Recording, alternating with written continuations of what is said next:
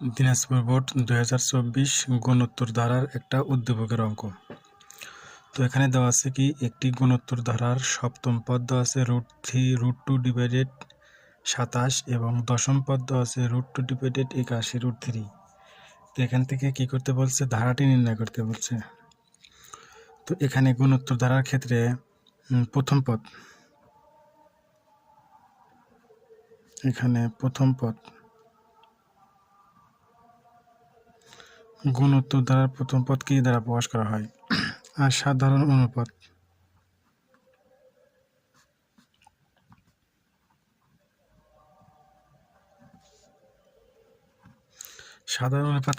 আর দ্বারা প্রকাশ করা হয়। গুণোত্তর ধারার প্রথম পদ কি দ্বারা প্রকাশ করা হয় আর সাধারণ অনুপাতকে প্রকাশ করা হয় আর দ্বারা। তো এখানে আমাদের সপ্তম পদ দেওয়া আছে আর দশম পদ দেওয়া আছে। তো গুণোত্তর ধারার আমাদের এনতম পদ নির্ণয়ের সূত্র আগে জানতে হবে। অতএব গুণোত্তর ধারার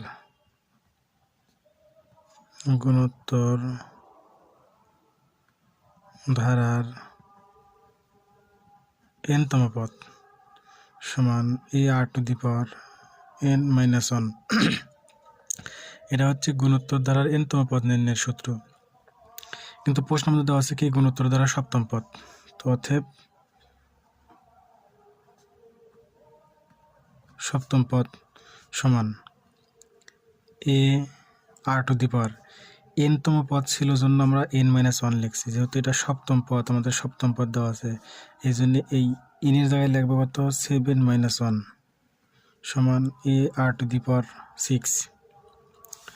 আবার দেখো দশম পদ দেওয়া আছে এখানে, অতএব দশম পদ সমান ar⁴, এই এর কাছে 10-1, তাহলে ar⁴ 9।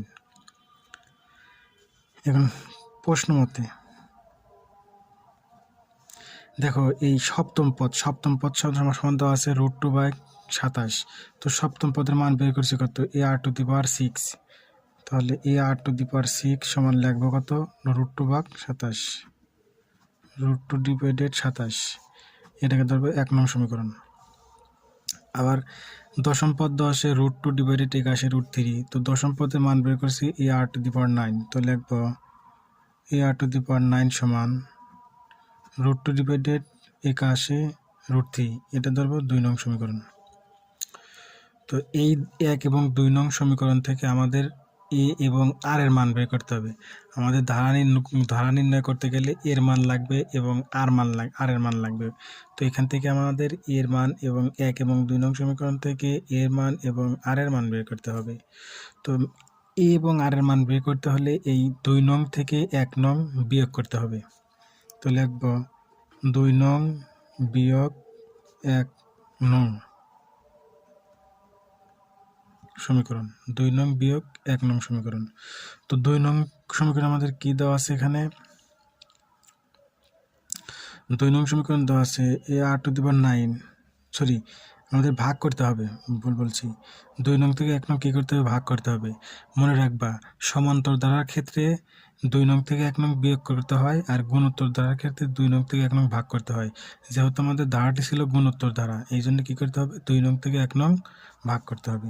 তাহলে 2 নঙ্গে ছিল ar⁴ 9 ডিভাইডেড 1 নঙ্গে ছিল কি ar⁴ 6। তো এখানে লিখবো ar⁴ 6 সমান 2 নঙ্গের ছিল কত আমাদের √2 ডিভাইডেড 81 √3, ভাগ কত আছে আমাদের 1 নঙ্গে কি আছে √2 ডিভাইডেড 27।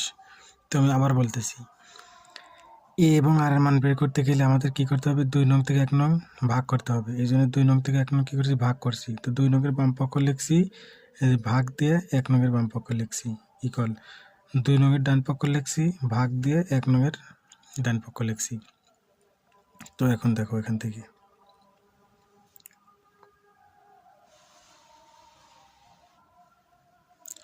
তো এখানে আমাদের দেখো এখান থেকে এ আর এ কাটা যায়, তাহলে এ r⁴ দেখো এখানে আছে 9, এখানে আছে 6, সূচকের নিয়মে দেখো আমাদের ভেজ ঠিকই থাকবে আর ভাগ থাকলে পাওয়ার হবে বিয়োগ।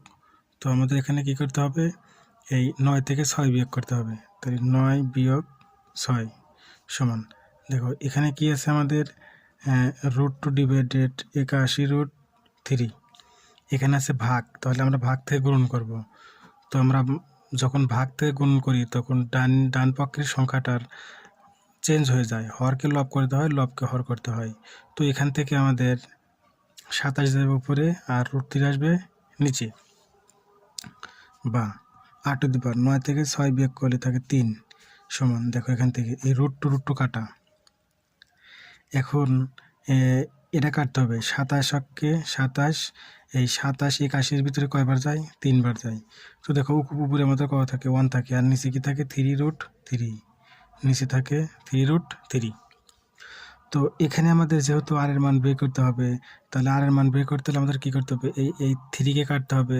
এখন 3কে কেমনে কাটা যায় সেটা দেখতে হবে। তো দেখো r⁴ সমান, এই 3 কাটতে হলে এই সংখ্যাটার পাওয়ারকে 3 নিয়ে আসতে হবে, কিন্তু এখানে আছে 1/3√3। তো দেখো আমি যদি 1/√3-এর উপরে 3 লিখি, দেখো 1-এর উপরে কিউব দিলে 1-ই হয়, আর দেখো এই √3-এর উপরে কিউব দিলে হয় 3√3, √3-এর উপরে কিউব দিলে হয় 3√3। কেমনে হয় দেখো, আমরা যদি এভাবে করি যে √3-এর উপরে যদি কিউব দেই, তাহলে দেখো তো √3 কয়টা আসে? √3 গুণন √3 গুণন √3, তাহলে আমাদের √3 কয়টা আসলো? 3টা আসলো। তাহলে এই দুইটা √3 তুমি গুণন করো, তাহলে দুইটা √3 গুণ করলে √3 স্কোয়ার গুণন √3, দেখো স্কোয়ার রুট কাটলে এখানে কী থাকে? 3, আর এখানে হচ্ছে 3। তো এইভাবে আমাদের কি করতে হবে? এই √3-কে ভাঙলে আমাদের কি পাই? 3√3। √3 কিউবকে ভাঙলে কী পাই? 3√3। এই জন্যে এই 1/√3 রেখে তার উপরে কিউব করছি। তাহলে দেখো 1-এর উপর কিউব দিলে 1-ই হয়, আর √3-এর উপর কিউব দিলে কত পাইছি আমরা? 3√3, সেই 3√3। এখন দেখো এখান থেকে এই 3 আর এই 3 কাটা, তাহলে কী থাকে? r সমান 1/√3। তাহলে আমরা r এর মান পেয়ে গেছি। তো এখন আমরা কিসের মান বের করব? এর মান। তো দেখো এখানে আমাদের দুইটা সমীকরণ ছিল, এই দুইটা সমীকরণের যে কোনো সমীকরণে যদি আমরা r এর মান বসা দেই, তাহলে আমরা কার মান বের করতে পারবো? এর মান। তো এই r এর মান আমরা 1 নং সমীকরণে বসাবো। তো লিখবো যে r এর মান 1 নং সমীকরণে বসিয়ে পাই।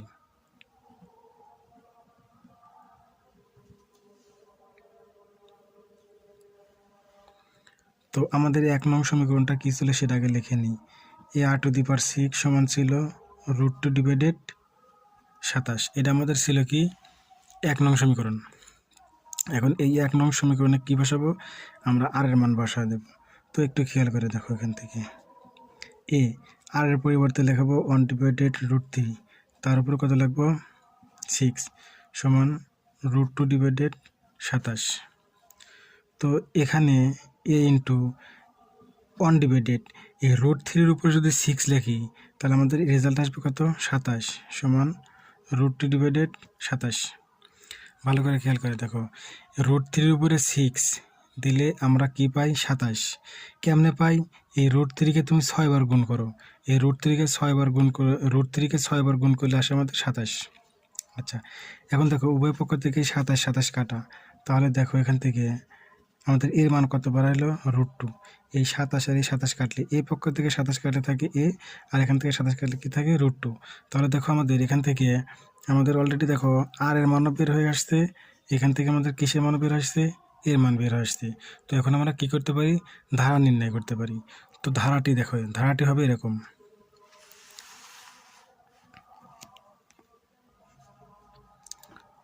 অতএব ধারাটি গুণোত্তর ধারা নির্ণয়ের সূত্র। আমাদের গুণোত্তর ধারা নির্ণয়ের সূত্র হচ্ছে a plus ar plus ar square plus dot dot dot. আমাদের এটা হচ্ছে গুণোত্তর ধারা নির্ণয়ের সূত্র। তো দেখো এখানে আমরা এর মান পাইছিলাম কত? এর মান পাইছিলাম √2, তাহলে আমরা এর পরিবর্তে লিখলাম √2 প্লাস, আবার দেখো এর মান হচ্ছে √2 ইন্টু আর এর মান পাইছিলাম কত? আমরা আর এর মান পাইছিলাম 1/√3 প্লাস এর মান পাইছিলাম √2 ইন্টু আর এর মান পাইছিলাম 1/√3, যেহেতু আর এর উপর স্কোয়ার আছে আর উপর স্কোয়ার দিলাম প্লাস ডট ডট ডট। তো এখন দেখো এখানে √2 থাকবে, প্লাস এই √2 দ্বারা অনেক গুণ করলে কত হবে? √2 ডিভাইডেড নিচে কি থাকবে? √3 প্লাস দেখো এখানে আছে √2 ইন্টু এই 1-এর উপর স্কোয়ার দিলে 1-ই হয়, আর √3-এর উপর স্কোয়ার দিলে স্কোয়ার রুট কাটলে নিচে থাকে হচ্ছে 3 প্লাস ডট ডট। তো দেখো এখানে আমাদের √2 প্লাস √2 ডিভাইডেড √3 প্লাস এখানে থাকা হচ্ছে √2 ডিভাইডেড নিচে থাকা কত 3, কারণ এই √2 1 সাথে গুণ অবস্থা আছে, এই জন্য √2 পড়ে গেল আর নিচে ছিল 3 প্লাস ডট। তো এটাই ছিল আমাদের ধারা। এই ধারাটাকে আমাকে নির্ণয় করতে বলা হয়েছিল। তো ভিডিওটা বারবার দেখতে হবে।